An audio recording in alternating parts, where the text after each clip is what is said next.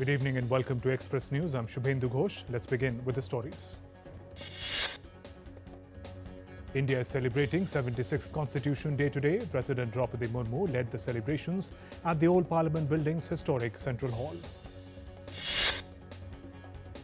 On November 26, 1949, Indian Constituent Assembly formally adopted the Constitution, which came into effect on January 26, 1950.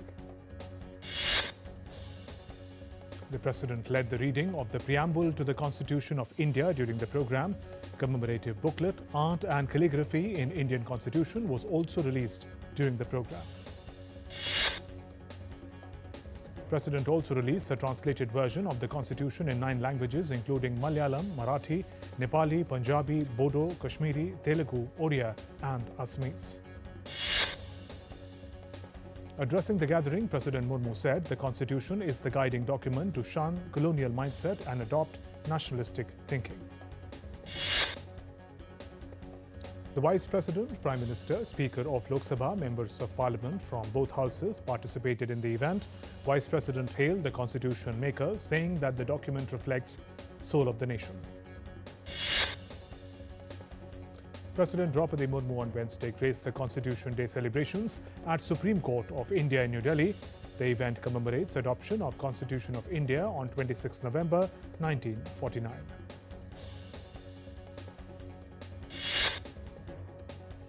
A parliamentary delegation from Cyprus led by Anita Demetriou, President of the House of Representatives of Cyprus, called on President Draupadi Murmu at Rashtrapati Bhavan. On the anniversary of 26/11 Mumbai terror attack, President Draupadi Murmu paid tributes to the brave soldiers who sacrificed their lives to protect the people of the country.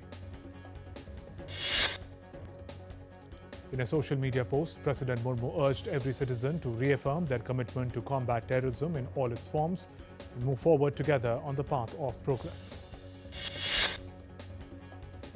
Prime Minister Narendra Modi inaugurated the Safran Aircraft Engine Services India or SAISI facility in Hyderabad via video conferencing, marking a huge step towards the goal of self-reliance in the aviation sector.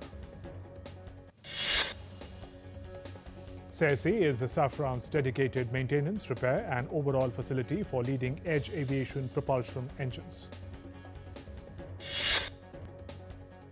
Prime Minister said this facility will help establish India as a global MRO hub and will also open new opportunities for the youth.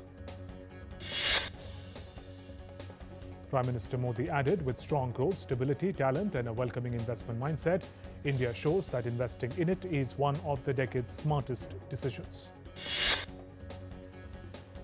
Lok Sabha Speaker Om Birla addressed the centenary year celebrations of Union Public Service Commission in New Delhi. He said the journey of the UPSC has strengthened the administrative structure of the country. The Union Cabinet on Wednesday approved multiple development projects, including 7,280 crore rupees scheme to promote domestic manufacturing of sintered rare earth permanent magnets. Union Minister Ashwani Vaishnav said this is a first of its kind initiative, aims to establish 6,000 metric tons per annum of integrated rare earth permanent magnet manufacturing in India, thereby enhancing self-reliance. The Cabinet also approved Phase 2 of the Pune Metro Line 4 and 4A at cost of 9,858 crore rupees. It will connect major IT hubs, residential clusters and commercial zones. Speaking on the arbitrary detention of an Indian citizen from Arunachal Pradesh at Shanghai's Pudong International Airport, External Affairs Ministry spokesperson Randeep Jaiswal said the matter has been raised with the Chinese side, noting that Arunachal Pradesh is an integral part of India. MEA spokesperson further added that the visit of Afghanistan's Minister of Industry and Commerce, Azizi, to Delhi was successful. During his visit, India-Afghanistan agreed to launch freight corridors connecting Kabul with Delhi and Amritsar. The Chief Election Commissioner of India, Ganesh Kumar, will take over the chairship of International Institute for Democracy and Electoral Assistance for the year 2026 on 3rd December 2025 in the meeting of the Council of Member States of International IDEA to be held in Stockholm, Sweden. Union Finance Minister Nirmala Sitharaman on Wednesday chaired the 13th pre-budget consultation in New Delhi with experts and stakeholders from various sectors. Indian markets closed higher on Wednesday. At close, Sensex jumps over 1,000 points to settle at 85,610. While Nifty urged 321 points to 26,205. Indian rupee fell 3 paise to close at 89.25 against the US dollar. Gold futures maturing on 5th of December were priced at 1,25,931 rupees per 10 gram on the multi-commodity exchange. Silver futures for December 5th maturity stood at 1,58,900 rupees per kilogram on the MCX. Oil prices were steady on Wednesday after sliding to a one-month low in previous session. Brent crude futures stood at $62 a barrel, while US West Texas stood at $58 a barrel. British Finance Minister Rachel Reeves is presenting a budget statement to Parliament on Wednesday, unveiling tax rises that are expected to raise £26.1 billion or $34.37 billion annually by 2029-30, according to the country's budget watchdog. Rachel Reeves also said this budget builds on the choices that the government has made since July last year to cut NHS waiting lists, to cut the cost of living, and to cut debt and borrowing. Britain's fiscal watchdog, the Office of Budget Responsibility, apologized on Wednesday after it published its budget forecast before Finance Minister Rachel Reeves delivered them in the Parliament in an unprecedented era for the annual event. Brazil's Supreme Court on Tuesday ordered former far-right President Jair Bolsonaro to begin a 27-year prison sentence for a coup plot against his successor. US President Trump said on Tuesday that United States negotiators were making progress in discussions with Russia and Ukraine, and Moscow had agreed to some concessions. Trump also said his envoy Steve Witkoff would be meeting with Russian President Putin in Moscow, and his son-in-law Jared Kushner will also be involved. Ukraine's President Volodymyr Zelensky said on Tuesday Kiev was ready to advance a US-backed framework for ending conflict with Russia, adding that any talks should include its European allies. British Prime Minister Keir Starmer said that London was ready to move with European Union on providing financial support to Ukraine based on the value of immobilized assets. French President Emmanuel Macron said France will finalize with other European Union countries a solution for providing financial support to Ukraine using frozen Russian assets. US President Trump has signaled a possible diplomatic talk with Venezuelan President Nicolas Maduro amid a growing military escalation between the US and Venezuela. Venezuelan President Nicolas Maduro led a civic military march in Caracas on Tuesday. He vowed to defend the nation against imperialist threats, called for unity within the nation. Italian lawmakers on Tuesday unanimously approved a landmark bill that makes femicide a distinct crime in the country's penal code, punishable by life imprisonment. Hundreds marched through the Mexico City on Tuesday to mark the International Day for Elimination of Violence Against Women, highlighting the country's persistent crisis for gender-based killings. France's highest court on Wednesday upheld a sentence against former President Nicolas Sarkozy for over illegal campaign financing, the second definitive conviction for the former head of state. A fire engulfed a residential building in Hong Kong's northern Tai Po district on Wednesday. Local authorities say that 13 people have died, while several people are still trapped inside. The European Parliament on Wednesday agreed on a resolution which calls for a default minimum age of 16 on social media to ensure age-appropriate online engagement. Japan hopes to build a better and comprehensive relationship with China, Prime Minister Sanae Takaichi said on Wednesday in the Parliament. Takaichi on Tuesday received her first phone call from US President Trump, Trump explained the recent state of US-China relations, including his Monday phone call with Chinese President Xi Jinping during the talks. Israeli Prime Minister's office said in a statement on Wednesday that the remains of Israeli hostage Dror Or were identified a day after Or's remains were handed over by Hamas. Under the US brokered deal between Israel and Hamas, Hamas was to release all hostages it was still holding in Gaza. Tuesday's handover of Or's remains leaves 2 more hostages still held by Hamas. Taiwanese President Lai Ching-te said on Wednesday his government will propose $40 billion in additional defense spending over next 8 years. Nepal's Finance Ministry has allocated approximately 5 billion rupees to Election Commission for the upcoming House of Representatives election scheduled for March 5th next year. Heading for a short break, there's more coming up in Express News.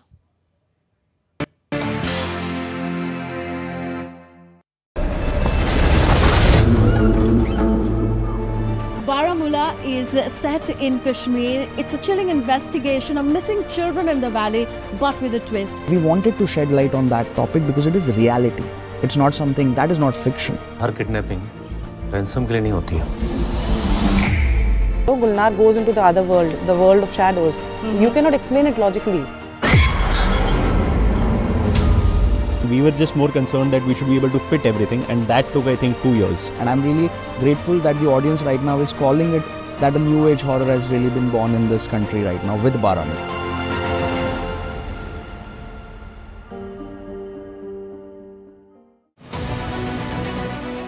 This week on Defense Dynamics, India's DRDO and France's DGA have signed a pact on technology transfer, what it involves and why it is a game changer. Welcome back. You're watching Express News on DD India. Let's continue with the stories. Ethiopia's Haile Gubi volcano has erupted after a rising seismic activity in the Afar region. Volcanic ash forced Air India to cancel several flights on Tuesday. Air Alaska also scrapped services to multiple Middle East destinations due to Haile Gubi volcano. Scientists say the volcano has no recorded history of erupting before this event. Thailand has put its military in charge of relief as severe floods hit 9 southern provinces. A C-130 aircraft and naval units have been deployed with aid. In Malaysia, floodwaters up to 2 meters have killed 13 people, while other parts of the country are also inundated. Heavy rains continue to slow evacuation efforts. Floods in North Sumatra, Indonesia have killed 8 people and displaced over 2,000 residents. Several districts have been inundated for days due to extreme weather. Rescue teams are struggling with damaged roads, unstable slopes and persistent rain in Indonesia. Landslides in central Tapanuli killed 4 and flooded nearly 2,000 buildings. The death toll from heavy rains and flooding in Vietnam's central region has risen to 98, with 10 others still missing. More than 2,000 houses were damaged, 426 others collapsed. In India, Tamil Nadu braces for heavy rains as cyclone Senyar is set to form over Bay of Bengal by November 27th. India's weather department warns of extremely wet conditions across the state. Heavy rains triggered severe waterlogging in several parts of Thoothukudi district of Tamil Nadu ahead of the cyclone. Due to continuous rainfall in the region, multiple neighborhoods, housing colonies and narrow streets have been inundated, with rainwater entering residential areas and disrupting normal movement. Carl Bushby, a former British paratrooper, is now in the last part of his 27-year journey to walk home.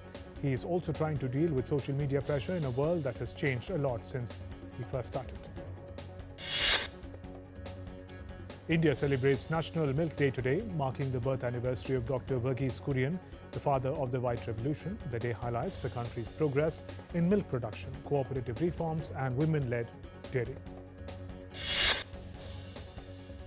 2 giant pandas loaned by China to France have returned home after 13 years at Zoo Parc de Bouvel, leaving behind their twin cubs born at the zoo. The Monstrom Theatre Company storms Paris with an apocalyptic reimagining of Shakespeare's Macbeth at Theatre Rond-Point. The high-energy show runs until 13th December. A Turkish artist specializing in world-renowned İznik tiles has created a special piece depicting the ancient walls of Nicaea and its historic landmarks. The artist hopes to present the gift of Pope Leo XIV during His Holiness' visit to the city this week for the 1700th anniversary of First Ecumenical Council. In France, the Brahma cow, a hardy breed rooted in Indian Zebu cattle, has been selected as the mad curse for the 2026 Paris International Agriculture Show.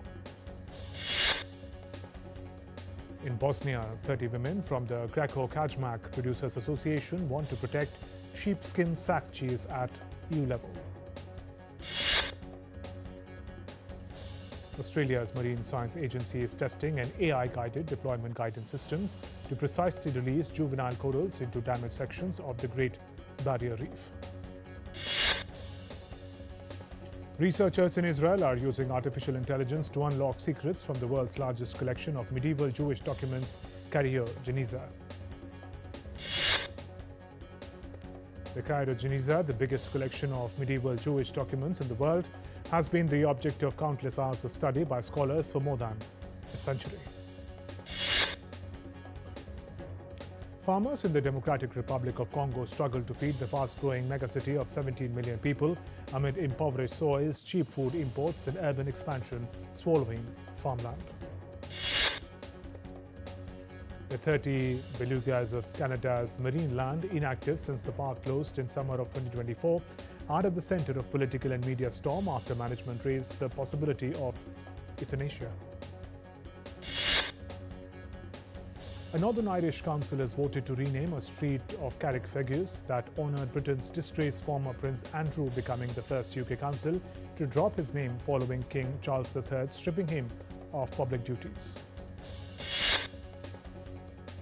The Spanish riding school in Vienna has welcomed 7 young Libzanes foal born between 4th and 29th July 2017. The public can admire them daily in Vienna Park and watch their traditional classical dressage training. The makers of 2025 Venice Film Festival winning docudrama The Voice of Hind Rajab have released its official trailer. The film is set to hit theatres on December 17th. American rapper 50 Cent's highly anticipated docu-series Sean Combs' The Reckoning has locked its premiere date. The series will stream starting December 2nd. French actress Eva Green has joined the cast of Netflix Wednesday for its 3rd season. She will play Aunt Ophelia, who was briefly seen in the final seconds of the season 2 finale.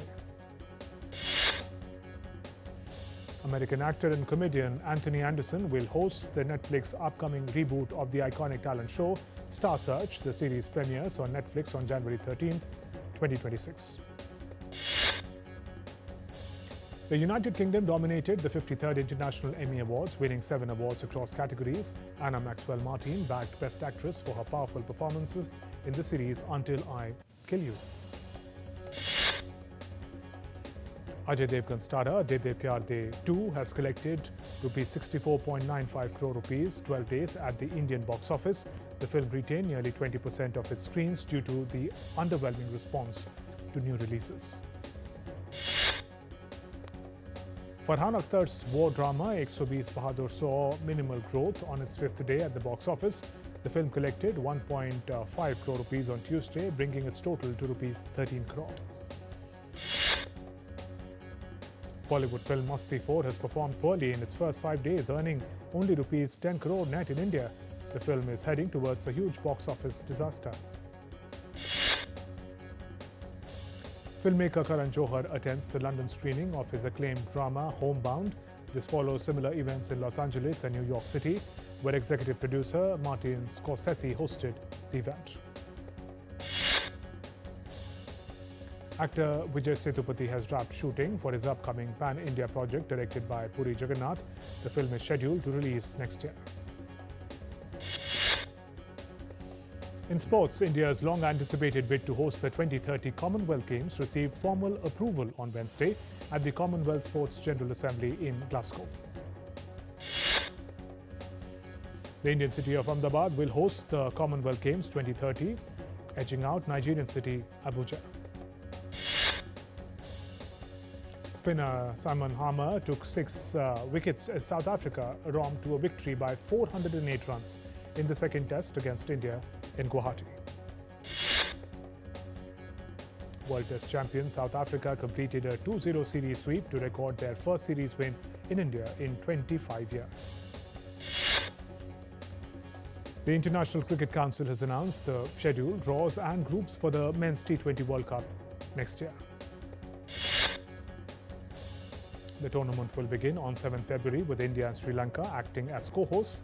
The final will be played on 8th March. Defending champions India will open their campaign against the US in Mumbai on 7th February. Injured pace spearhead Josh Hazlewood bowled in the nets in a major boost to Australia ahead of the second Ashes test against England next week. The T20 Cricket Franchise League in India Women Premier League is set for mega auction for the 4th season on 27th November. The 2025 FIDE World Cup champion will be determined by rapid and blitz rounds in Goa after both classical games between VA and Javokhir Sindarov ended in draws. The FIFA has announced the draw procedure for the 2026 World Cup, keeping the top 4 seeded countries apart until the semi-finals. And Portugal superstar Cristiano Ronaldo can play in the opening matches of the FIFA World Cup 2026 after FIFA gave him a suspended ban following a red card. Manchester City suffered a second straight defeat and their first Champions League home loss in 7 years as Bayer Leverkusen stunned them 2-0. Chelsea rolled back the years with a commanding UEFA Champions League display as they thrashed Barcelona 3-0. And former Wimbledon finalist Nick Kyrgios has signalled his intention to play in the next year's Australian Open by signing up for the Kooyong Classic warm-up exhibition event. With that, we conclude this edition of Express News. Namaskar.